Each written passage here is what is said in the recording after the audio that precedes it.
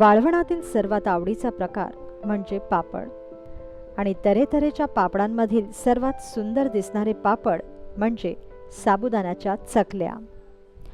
लहानपणी उपवासाच्या वेळेसच साबुदाण्याची स्वयंपाकघरात रेलचेल असायची, पण उन्हाळ्याच्या सुट्ट्यांमध्ये वाळवणं करताना कळून यायचं की या साबुदाण्याच्या खमंग चकल्याही बनतात। मोत्याच्या दाण्यासारख्या बहरून आलेल्या साबुदाण्याच्या चकल्या जशा दिसायला देखण्या तशा चवीलाही अतिशय खमंग। आज सादर करत आहोत आजीच्या खजान्यातील एक ठेवणीतील पाकविधी, साबुदाण्याच्या चकल्या।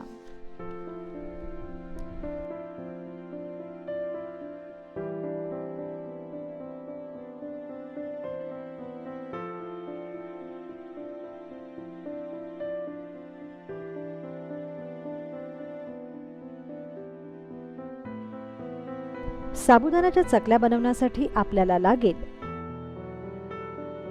अर्धा किलो साबुदाणा, अर्धा किलो उकडलेले बटाटे,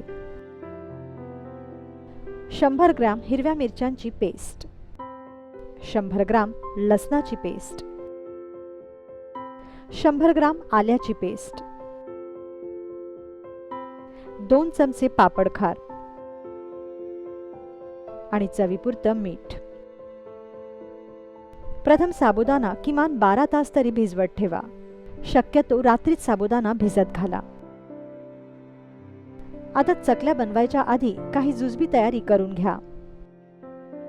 बटाटे उकडून घ्या व हिरवी मिरची, लसूण आणि आल्याची वेगवेगळी पेस्ट तयार करून घ्या।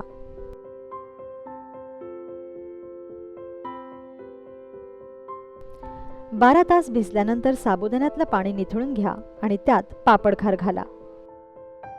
त्यानंतर यात हिरवी मिरची, आलं आणि लसणाची पेस्ट घाला। वरून चवीपुरतं मीठ घाला। मिठाचं प्रमाण थोडंसं जास्तच ठेवा।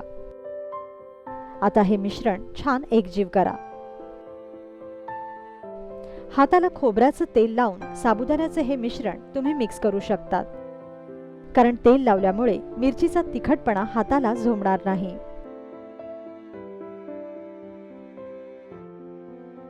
यानंतर उकडलेले बटाटे कुस्करून घ्या आणि साबुदाण्याच्या या मिश्रणात मिक्स करा। आता बटाटे आणि साबुदाणा एकजीव करा।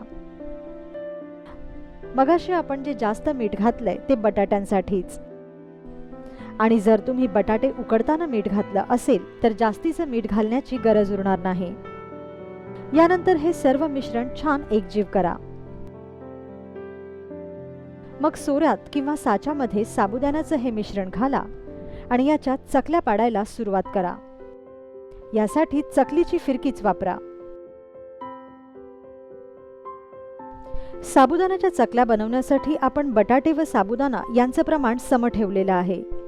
जर तुम्ही यात बटाट्याचं प्रमाण वाढवलं आणि साबुदाण्याचं कमी केलं तर मग तुमच्या चकल्यांना चांगला आकार येतो, पण आपण इथे साबुदाणा आणि बटाटा सम प्रमाणात घेतल्यामुळे चकल्याचा आकार इथे येणार नाही, पण चकल्याच्या सळ्या जरूर पडतील। अशा प्रकारे साबुदाण्याच्या चकल्या तयार करून घ्या आणि किमान 2 दिवस तरी चांगलं ऊन दाखवा। वर्षभर टिकणारा पापडाचा हा एक आगळा वेगळा प्रकार आहे आणि तितकाच चवदारही आहे।